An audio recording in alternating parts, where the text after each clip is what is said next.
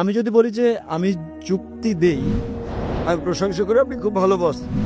তো স্যার আমি যদি জবাবে সন্তুষ্ট না হই, আপনি সন্তুষ্ট না হন, আছেন, আমার কোনো কিছু বলার আগে আমি কেবল বলতে চাই, আমি যা জিজ্ঞেস করছি তাতে কাউকে অসম্মান করা আমার লক্ষ্য নয়, এবং সবার কাছে আমি খুবই তরুণ, তাই কিছু বেঠিক বললে আমাকে ক্ষমা করবেন। আমার প্রশ্ন হচ্ছে, যতদূর আমি দেখেছি এবং জেনেছি, আমার চতুর্পাশে আমি দেখেছি ইসলাম প্রতিমা পূজায় বিশ্বাস করে না। তাই আমি জানতে চাই প্রতিমা পূজায় বিশ্বাস না করার কারণ কি? এটা আমার প্রথম প্রশ্ন। ভাই প্রশ্ন করলেন যে তার বিশ্বাস মতে ইসলাম প্রতিমা পূজায় বিশ্বাস করে না।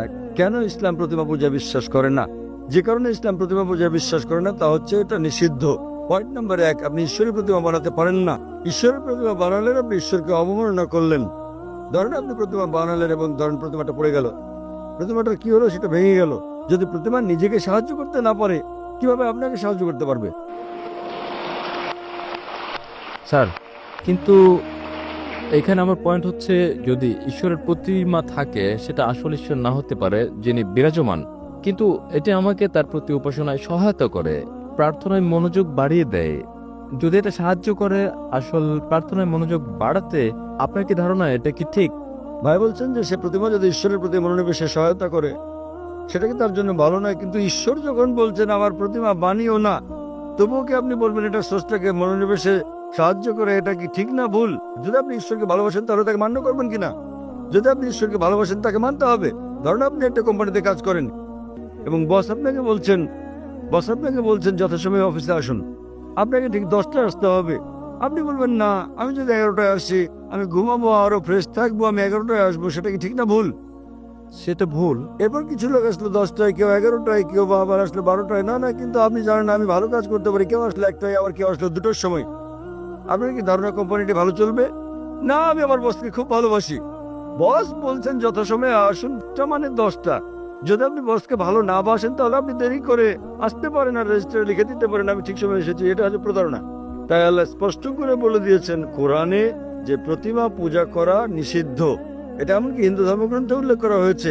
সুস্পষ্ট করে বলা হয়েছে, আমি আগেও বলেছি, শ্বেতাসূত্র উপনিষদে আছে, অধ্যায় নম্বর 4 অনুচ্ছেদ নম্বর 19, যজুর্বেদ অধ্যায় নম্বর 32 অনুচ্ছেদ নম্বর 3, মহান ঈশ্বরের কোনো প্রতিমা নেই, কোনো প্রতিচ্ছবি নেই, কোনো ফটোগ্রাফ নেই, কোনো চিত্র নেই, কোনো প্রতিকৃতি নেই, কোনো প্রতিমা নেই, কোনো ভাস্কর্য নেই, কোনো মূর্তি নেই। যখন ঈশ্বর বলছেন কোনো মূর্তি নেই, কোনো ভাস্কর্য নেই, আপনি বলছেন না না, মনোনিবেশ করতে আমার দেবতা দরকার। এ কথা কে বলেছেন? হিন্দু পণ্ডিতগণ। যখন আমি পণ্ডিতকে বলি যে এটা স্পষ্ট করে উল্লেখ আছে বেদে পূজা করা ভুল, তারা বলেন না না, প্রথম দিকে যখন আমি প্রাথমিক ধাপে থাকি, নিম্ন পর্যায়ে আমার প্রতিমা পূজা প্রয়োজন মনোযোগের জন্য। যখন আপনি উচ্চ স্তরে, উচ্চ সচেতনতার স্তরে পৌঁছান তখন আর প্রতিমা দরকার নেই। তাই আমি হিন্দু পণ্ডিতদের বলি, মুসলিমরা ইতিমধ্যে সচেতনতার উচ্চ স্তরে পৌঁছে গেছে। স্যার স্যার তবে যদি এটা আমাকে সাহায্য করে কোনোভাবে, তাহলে ঈশ্বর কেন বলবে এটা করো? কারণ আপনি ঈশ্বরকে হেয় করছেন। ধরেন আপনার বস বললেন 10টায় আসতে, না এটা আমাকে সহায়তা করে, আমি যদি 11টায় আসি শান্ত অনুভব করি, তাহলে আপনার বস আপনাকে বলবেন। যদি আপনার সহায়ক হয় তাহলে কোম্পানি থেকে বেরিয়ে যান, অন্য কোম্পানিতে যোগ দেন, যেখানে কেউ আসে 10টায়, কেউ 11টায়, কেউ 12টায় আসে। আপনি কর্মচারীকে বললেন 10টায় আসতে, ধরেন আমি কর্মচারী বললাম দুপুর 12টায় আসবো, আমি শান্ত অনুভব করি, এটা আমাকে ভালো লাগে, আমি প্রশংসা করি আপনি খুব ভালো বস। আপনি কি পছন্দ করবেন? প্রতিদিন আপনি বলেন আমার বস খুব ভালো, আমার বস খুব ভালো, আপনি তসবি জপেন, আপনার জপমালা, আমার বস খুব ভালো। অন্য কর্মচারীরা বিকেলে আসে, 2টোর দিকে আসে, আমার বস খুব ভালো, আমার বস খুব ভালো। বস বলবেন ভাই আপনি আমার প্রশংসা বন্ধ করেন, সময় মতো অফিসে এসে কাজটা করেন। তাই আপনার ঈশ্বর, আপনার স্রষ্টা, আপনার ধর্মগ্রন্থে আপনাকে বলেছেন, হিন্দু ধর্মগ্রন্থে, খ্রিস্টান ধর্মগ্রন্থে, মুসলিম ধর্মগ্রন্থে, প্রতিমা বানিও না। আপনি ঈশ্বরকে অবমাননা করছেন। এত ক্ষমতাবান ঈশ্বর, তার প্রতিমা বানাচ্ছেন। কে প্রতিমা বানাচ্ছে? কে বানাচ্ছে? মানুষ। তখন ঈশ্বর বলবেন আমি মানুষ জাতিকে বানিয়েছি, এখন মানুষই বানাচ্ছে আমাকে। কি বোকামি এটা! স্যার, কেন আপনি করেন? না, না। যখন ঈশ্বর আপনাকে বলছেন প্রতিমার প্রয়োজন নেই, প্রতিমা ছাড়া ঈশ্বরের প্রতি মনোনিবেশ করো। স্যার আমরা ঈশ্বরকে সৃষ্টি করছি না। আমরা যখন প্রতিমা গড়ি এবং আমি ভাবি আমরা তাকে হেয় করছি না। যখন আমরা প্রতিমা বানাই, এটা কেবলই তার একটি আকৃতি বানানো, এবং আমার ধারণা এটা তারই অংশ বিশেষ। যদি এটা সেখানে আপনাদের থাকে না। বেদে উল্লেখ আছে? স্যার আমি হিন্দু নই, আমি বেদে বিশ্বাস করি না। তাহলে কি আপনি খ্রিস্টান? আমি যৌন। জৈন।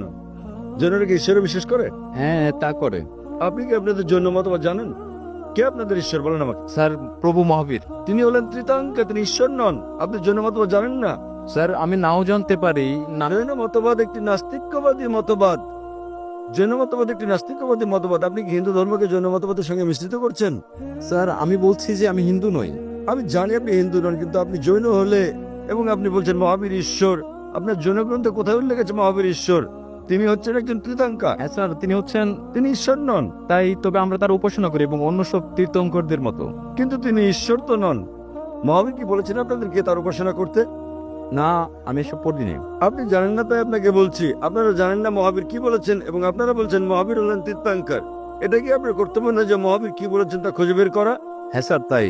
তাহলে আমি কি করবো? তার মানে আপনি একজন অযৌক্তিক মানুষ। স্যার আমি কি যখন আপনি কোনো কোম্পানিতে যোগদান করেন সেখানকার নিয়মকানুন মেনে চলেন না? জি স্যার। জৈনবাদ এক ধরনের নাস্তিক্যবাদ। তাই তারা বিশ্বাস করে যে যারা জীবন লাভ করে তাদের মৃত্যু, জন্ম জন্ম মৃত্যু, জন্ম মৃত্যু হয়। যদি আপনি চক্রমুক্ত হন, যখন আপনার কোনো ইতিবাচক নেতিবাচক দিক থাকে না, তখন আপনি লাভ করেন নির্বাণ। জৈনবাদ অনুসারে 24 জন মোক্ষ অর্জন করেছেন। জি স্যার। এবং মহাবীর হচ্ছেন 24তম তীর্থাঙ্কর। জি স্যার। 24তম। স্যার। তিনি ঈশ্বর নন। স্যার। তার মানে আপনি আপনার মহাবীরকে চেনেন না, জৈনবাদ সম্পর্কে জানেন না। কিভাবে আমি আপনার সঙ্গে জৈনবাদ নিয়ে কথা বলি? স্যার আমি এখানে তা বলছি না স্যার। আমি যা জানতে চাই তা হচ্ছে যে প্রতিমা পূজা। স্যার যা আপনি বলছেন স্যার, কোরআনে প্রতিমা পূজা ভুল একথা উল্লেখ করার কারণ কারণ কি? যে বাইবেলে উল্লেখ আছে না, এটা উল্লেখ আছে কোরআনে, উল্লেখ আছে বাইবেলে, উল্লেখ আছে হিন্দু ধর্মগ্রন্থে যে প্রতিমা পূজা করা ভুল। তাহলে কোথা থেকে আপনি এই দর্শন পেয়েছেন? স্যার স্যার আমার বক্তব্য হচ্ছে, আমার পয়েন্ট হচ্ছে যে যেখানে আমরা ধরে নিচ্ছি যে যদি কোরআন হয় আসলে ঈশ্বর যা বলছেন, তাহলে তার মানে মানে সেজন্যই প্রতিমা পূজা ভুল। আমি যদি বলি যে আমি যুক্তি দেই, হতে পারে তা একটি পয়েন্ট ছাড়া যুক্তি। তবু যদি আমি বলি যে কোরআন ঈশ্বরের বাণী নয়, তাহলে কি আসল যুক্তি যে প্রতিমা পূজা ভুল? খুব ভালো, তাহলে আপনাকে বলতে হবে কোনটা ঈশ্বরের বাণী। যদি কোরআন ঈশ্বরের বাণী না হয় তাহলে কোনটা ঈশ্বরের বাণী বলেন আমাকে। স্যার আমি জানি না, আমি জানি, আপনি আমাকে অনুসরণ করেন। যদি আপনি না জানেন তো শিক্ষককে জিজ্ঞেস করেন। একজন ছাত্র বলছে শিক্ষককে 2 যোগ 2 সমান 4 নয়, শিক্ষক বললেন কত বলছে আমি জানি না। কিন্তু স্যার আমি যদি জবাবে সন্তুষ্ট না হই? যদি আপনি সন্তুষ্ট না হন তাহলে কারণ সেটাই। আপনি কি আমার আগের উত্তর কখনো শুনেছেন, আমার ভিডিও দেখেছেন? না স্যার, এই প্রথম আমি আপনার বক্তৃতা শুনছি। আচ্ছা, আপনি কি আমার আগের উত্তর শুনেছেন যা আমি বিজ্ঞান সম্পর্কে এক নাস্তিককে বলেছি? আপনি কি মনোযোগ দিচ্ছেন? স্যার হতে পারে সে সময় আমি হলে ছিলাম না। আপনি কি সে উত্তরটা হচ্ছে, যদি আপনি না থেকে থাকেন আমি অনুরোধ করি আপনি যান এবং দেখুন আমার ভিডিও ক্যাসেট কোরআন কি আল্লাহর বাণী, আমার ডিভিডি। ওকে, নামটা কোরআন বলবেন? কি নামটা কি আবার বলবেন? কোরআন কি ঈশ্বরের বাণী? কোরআন কি ঈশ্বরের বাণী? এবং ইনশাল্লাহ যদি আপনি মুক্ত মনে এটা দেখেন, আপনি ইনশাল্লাহ গ্রহণ করবেন যে কোরআন ঈশ্বরের বাণী, এবং বিশ্বাস করুন ঈশ্বর একজন, যার কোনো প্রতিমা নেই, এবং ইনশাল্লাহ আপনি এটা গ্রহণ করবেন। তাই যান এবং দেখেন ডিভিডিটা, এটা 4 ঘন্টার ডিভিডি। এবং ইনশাল্লাহ আপনার কোনো জিজ্ঞাসা থাকলে আপনি আমাকে লিখতে পারেন আমার ইমেলে zakir@irf.net।